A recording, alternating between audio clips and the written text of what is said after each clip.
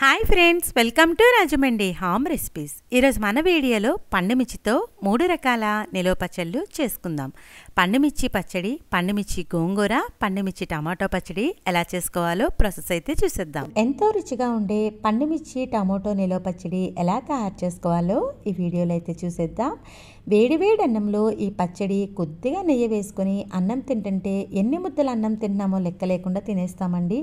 అంత రుచిగా ఉంటుంది. ఈ పచ్చడి రైస్లోకే కాదండి, ఇడ్లీలోకి, దోశలోకి, టిఫిన్లోకి కూడా చాలా రుచిగా ఉంటుంది. దీన్ని వీడియో చూపించే ముందుగా మన ఛానల్లో గోంగూర పండుమిర్చి పచ్చడి ఉంది.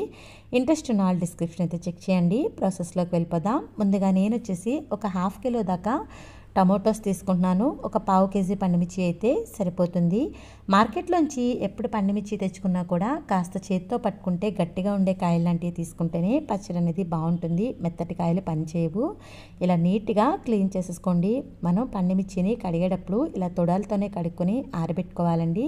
ఇలా కంప్లీట్గా డ్రై అయిన తర్వాత పండుమిర్చిని ఇలా స్లైసెస్గా కట్ చేసుకోవాలి. అలానే టమోటాను కూడా ఇలా ముక్కలుగా కట్ చేసేసి పక్కన పెట్టేసుకోండి. ఇప్పుడు ప్యాన్ పెట్టి దాంట్లోకి 1 స్పూన్ దాకా మెంతులు, అలానే ఒక 1/2 స్పూన్ దాకా జీలకర్ర వేసుకొని లో ఫ్లేమ్లో మెంతులు మాడకుండా ఈ విధంగా అయితే ఫ్రై చేసుకోవాలి. లైట్గా వేగిన తర్వాత 2 స్పూన్ల దాకా ఆవాలు వేసుకొని, ఆవాలు మనకి కాస్త చిటపటలాడేంత వరకు ఫ్రై చేసుకుంటే సరిపోతుంది. ఇలా జస్ట్ ఫ్రై అవగానే స్టవ్ ఆఫ్ చేసేసి పూర్తిగా చల్లారిన తర్వాత మిక్సీ జార్లో వేసుకొని మెత్తగా పౌడర్ అయితే చేసుకోండి. ఇప్పుడు అదే ప్యాన్లోకి ఒక 3 స్పూన్ల దాకా ఆయిల్ వేసుకొని ముందుగానే మనం కట్ చేసి పెట్టుకున్న పండుమిర్చిని ఆయిల్లో జస్ట్ లైట్గా ఫ్రై చేసుకోవాలి. పండుమిర్చి ఫ్రై చేయకుండా కూడా మీరు మిక్సీ చేసేసుకోవచ్చు, బట్ ఫ్రై చేస్తే పచ్చడి అనేది మరి కాస్త రుచిగా అయితే ఉంటుంది. ఇలా ఫ్రై అయిన తర్వాత ఒక ప్లేట్లోకి అయితే తీసేసుకోండి. ఇప్పుడు అదే ప్యాన్లోకి ఒక టేబుల్ స్పూన్ దాకా ఆయిల్ వేసుకొని మనం కట్ చేసి పెట్టుకున్న టమోటో పీసెస్ వేసుకొని టమోటో అనేది సాఫ్ట్గా కుక్ అయ్యే వరకు కూడా కుక్ చేసుకోవాలి. ఇలా టమోటో వేసిన తర్వాత జస్ట్ ఒకసారి ఈ విధంగా మనం కలుపుతూ ఫ్రై చేస్తే టమోటో అనేది సాఫ్ట్గా అయితే కుక్ అవుతుంది. టమోటో ఈ విధంగా మనకి కాస్త సాఫ్ట్గా కుక్ అయిన తర్వాత క్లీన్ చేసి పెట్టుకున్న చింతపండుని ఒక 50 గ్రాముల దాకా వేసుకోండి. వేసేసుకొని టమోటోతో పాటే చింతపండుని కూడా ఉడికించుకోండి. ఇలా మనం టమోటాతో పాటు చింతపండు ఉడికించడం వల్ల సాఫ్ట్గా అయ్యి మిక్సీ చేసేటప్పుడు చక్కగా బాగా గ్రైండ్ అవుతుంది. చూసారు కదా, ఈ విధంగా టమోటో బాగా సాఫ్ట్గా కుక్ అయ్యే వరకు మంటను లో టు మీడియం ఫ్లేమ్ అడ్జస్ట్ చేసుకుంటూ కలుపుతూ అయితే ఫ్రై చేసుకోవాలి. ఇలా సాఫ్ట్గా అయిన తర్వాత స్టవ్ ఆఫ్ చేసేసి పూర్తిగా అయితే చల్లారనివ్వండి. ఇప్పుడు మిక్సీ జార్లోకి ముందుగానే మనం వేయించి పెట్టుకున్న పండుమిర్చి ముక్కలను అయితే వేసేసుకోవాలి. ఇప్పుడు దీంట్లోకి ఒక 50 గ్రాముల దాకా గళ్ళుప్పు కానీ లేదంటే రాక్ సాల్ట్ పౌడర్ కానీ వేసుకొని మూత పెట్టేసుకొని కచ్చాబచ్చగా మాత్రమే గ్రైండ్ చేసుకోండి, స్మూత్గా కాకుండా. ఇలా కచ్చాబచ్చగా గ్రైండ్ అయిన పేస్ట్ని ఒక బౌల్లోకి అయితే తీసేసుకోవాలి. ఇప్పుడు అదే మిక్సీ జార్లోకి ముందుగానే రెడీ చేసి పెట్టుకున్న టమాటో పేస్ట్ని కూడా వేసేసుకొని మూత పెట్టేసుకొని కచ్చాబచ్చగా అయితే గ్రైండ్ చేసేసుకోండి. ఈ విధంగా రెడీ అయిన టమాటో పేస్ట్ని కూడా పండుమిర్చి పేస్ట్లో వేసేసుకొని రెండు కూడా బాగా కలిసేలాగా మిక్స్ చేసేసుకోండి. ఈ విధంగా బాగా మిక్స్ చేసేసుకోవాలి. ఇలా మిక్స్ చేసుకున్న తర్వాత ముందుగానే మనం రెడీ చేసి పెట్టుకున్న పౌడర్ ఉంది కదా, ఆ పౌడర్ని దీంట్లో వేసేసుకొని బాగా కలిసేలాగా కలిపేసుకోండి. ఇలా కలిపేసుకున్న తర్వాత మనకు చూసారు కదా ఎంత చక్కగా కలర్ వచ్చిందో. ఇప్పుడు దీనికి మనమైతే తాలింపు పెట్టుకుందాం. పచ్చడి ఎప్పుడైనా కూడా దానికి తగినంత ఆయిల్ కానీ ఉప్పు కానీ కారం లేకపోతే పాడవుతుందండి. మనకు కొద్దిగా ఆయిల్ ఎక్కువే తీసుకోవాలి. ఇలా 1 కప్పు నిండా ఆయిల్ తీసుకొని ఆయిల్ బాగా హీట్ అయిన తర్వాత దీంట్లోకి 1 స్పూన్ దాకా శనగపప్పునైతే వేసుకోండి. అలానే మినప్పప్పు, ఆవాలు వచ్చేసి ఒక 1/2 టీ స్పూన్ తీసుకోండి. జీలకర్ర కూడా ఒక 1/2 టీ స్పూన్ తీసుకుని పోపునైతే జస్ట్ లైట్గా ఫ్రై చేసుకోవాలి. పోపు ఈ విధంగా మనకి లైట్గా వేగిన తర్వాత మాత్రమే మనం ఎండుమిర్చి అనేది యాడ్ చేసుకోండి. పోపు వేగిపోయింది కదా ఆల్మోస్ట్. ఇప్పుడు కొద్దిగా ఎండుమిర్చిని కూడా వేసేసుకోవాలి.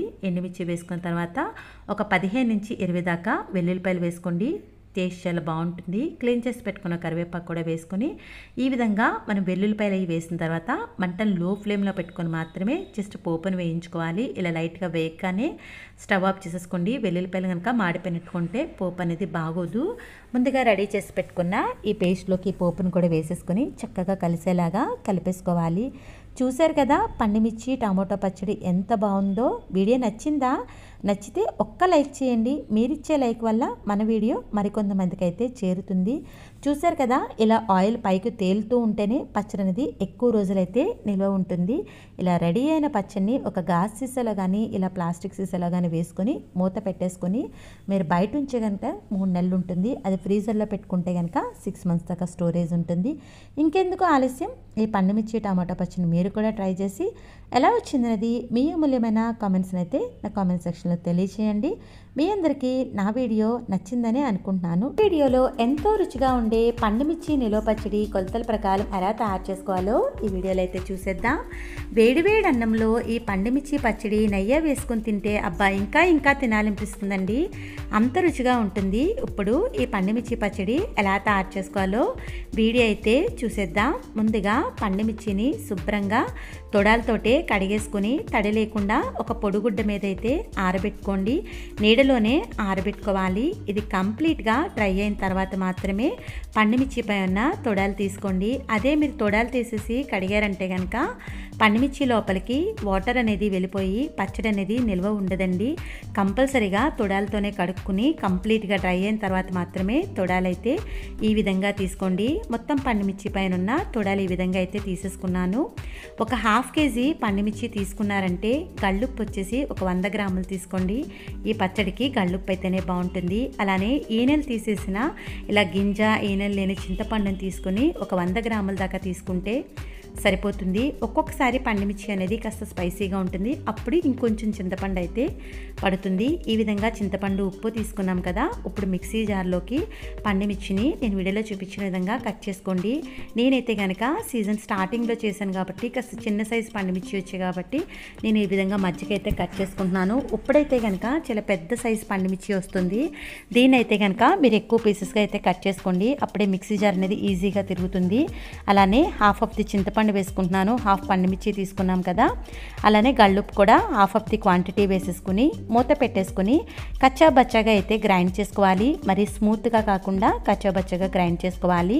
చూసారు కదా, ఈ విధంగా కచ్చా బచ్చాగా గ్రైండ్ చేసుకున్న తర్వాత దీన్ని ఒకసారి స్పూన్తో బాగా మిక్స్ చేసేసుకొని మన ప్లాస్టిక్ జార్లో కానీ లేదు అనుకుంటే గాజు సీసాలో కానీ దీన్ని స్టోర్ చేసుకోవాలి.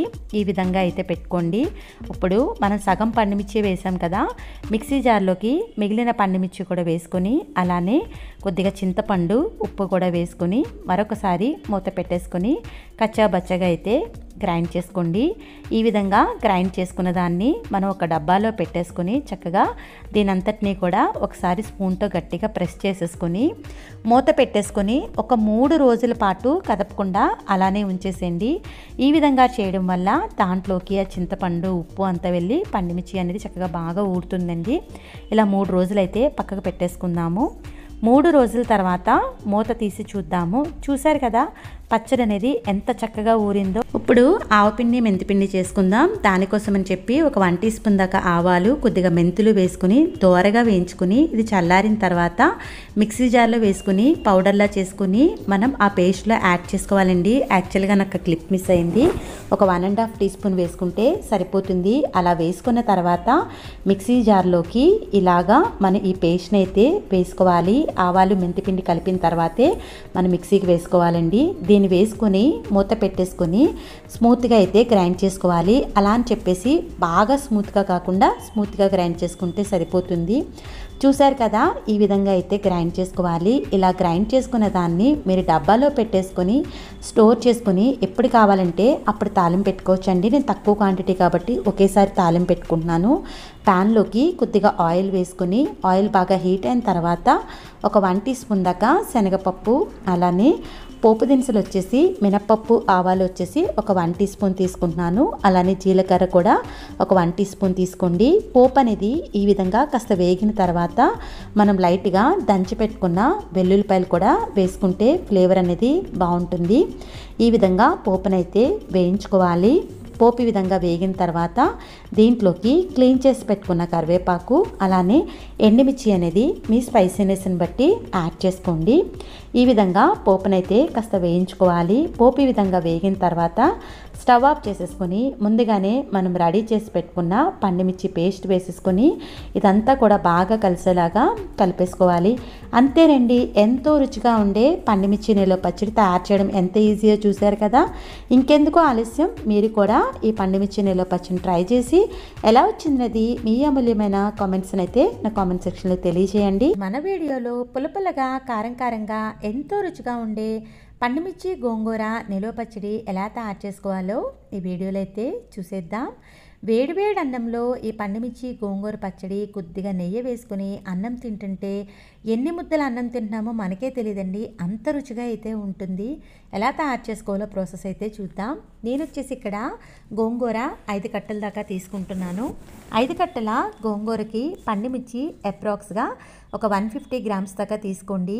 మార్కెట్లో మీరు ఎప్పుడైనా కూడా పండుమిర్చి తెచ్చేటప్పుడు చేత్తో పట్టుకుంటే కాస్త గట్టిగా ఉండే పండుమిర్చి కాయలు లాంటివి తెచ్చుకోండి. మెత్తగా ఉండేవైతే కనుక పచ్చడి అనేది నిల్వ ఉండదు.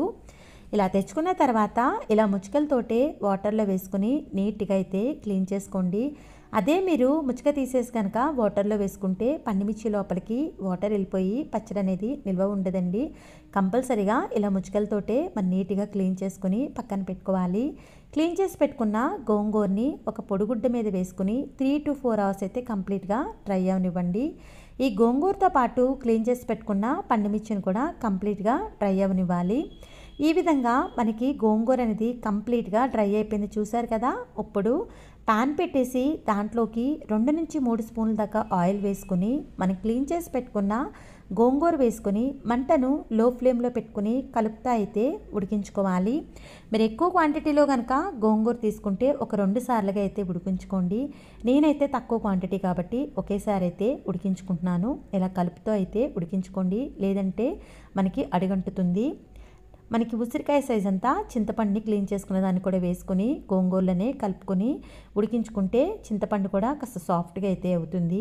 చూసారు కదా, గోంగూర ఈ విధంగా చక్కగా మెత్తగా దగ్గరగా ఉడికిపోయిన తర్వాత స్టవ్ ఆఫ్ చేసేసి పూర్తిగా చల్లారనివ్వండి. ఇది చల్లారేలోగా మనం ముందుగానే క్లీన్ చేసి పెట్టుకున్న పండుమిర్చిని మిక్సీ జార్లోకి చిన్న చిన్న ముక్కలుగా అయితే కట్ చేసుకోవాలి. ఒక్కొక్కసారి మన గోంగూర అనేది బాగా పులుపు ఉంటుందండి, అలాంటప్పుడు మరి కాస్త పండుమిర్చి అయితే పడుతుంది. గోంగూరని బట్టి చూసి వేసుకోండి. ఈ విధంగా కట్ చేసేసుకున్నాం కదా పండుమిర్చిని, దీంట్లోకి కొద్దిగా పసుపు అలానే రాక్ సాల్ట్ పౌడర్ తీసుకుంటున్నానండి. 3 to 4 స్పూన్స్ మధ్యలో తీసుకుంటున్నాను. మీకు రాక్ సాల్ట్ కనుక ఉంటే దాన్ని ఎండ్లో పెట్టేసుకొని గ్రైండ్ చేసి వేసుకోండి. ఈ విధంగా మూత పెట్టేసుకొని కచ్చాబచ్చాగా అయితే గ్రైండ్ చేసుకోవాలి. ఇలా గ్రైండ్ చేసుకున్న దాంట్లో మనం ముందుగానే ఉడికించి పెట్టుకున్న గోంగూరను కూడా వేసుకోవాలి. అలానే 10 నుంచి 15 దాకా వెల్లుల్లిపాయలు కూడా వేసుకోండి. పచ్చడి అనేది చాలా బాగుంటుంది. మూత పెట్టేసుకుని కచ్చాబచ్చాగానే గ్రైండ్ చేసుకోవాలి. అక్కడక్కడ మనకి ఆకులు తగులుతూ వెల్లుల్లిపాయ కూడా హాఫ్ గ్రైండ్ అయితే తినేటప్పుడు చాలా బాగుంటుంది. చూసారు కదా, ఈ విధంగా స్మూత్గా కాకుండా కాస్త కచ్చాబచ్చగా గ్రైండ్ చేసుకుని ఒక్కసారి గరిటెతో అంతా కలిపేసుకుని ఉప్పు అనేది సరిపోయిందో లేదో చెక్ చేసుకుని, సరిపోకపోతే మరి కాస్త ఉప్పు అయితే యాడ్ చేసుకోండి. నాకైతే సరిపోయింది. దీంట్లోకి మనం వేయించి పొడి చేసుకున్న మెంతిపిండి వచ్చేసి ఒక 1/2 టీ స్పూన్ దాకా వేసుకుని బాగా కలిసేలాగా కలిపేసుకోవాలి. ఇలా కలుపుకున్న పండుమిర్చి గోంగూర ముద్దని మనం గాజు సీసాలో వేసుకుని స్టోర్ చేసుకుంటే 6 months పైనే చక్కగా స్టోరేజ్ అయితే ఉంటుందండి. మనం ఎప్పుడు కావాలంటే అప్పుడు కొద్దిగా తీసుకుని ఫ్రెష్గా తాలింపు పెట్టుకుంటే ఎంతో రుచిగా ఉంటుందండి. తింటుంటే ఇంకా తినాలనిపించే అంత రుచికరమైన పచ్చడి అనేది పండుమిర్చి గోంగూర అనేది. చూసారు కదా, ఈ విధంగా అయితే మనం స్టోర్ చేసుకోవాలి. ఇప్పుడైతే మనం కొద్దిగా పచ్చడి తీసుకుని తాలింపు పెట్టుకుందాం. తాలింపు కోసం అని చెప్పేసి ప్యాన్ పెట్టేసి ప్యాన్లోకి కొద్దిగా ఆయిల్ వేసుకొని ఆయిల్ బాగా హీట్ అయిన తర్వాత దీంట్లోకి ఒక 1 టీ స్పూన్ దాకా శనగపప్పునైతే వేసుకోవాలి.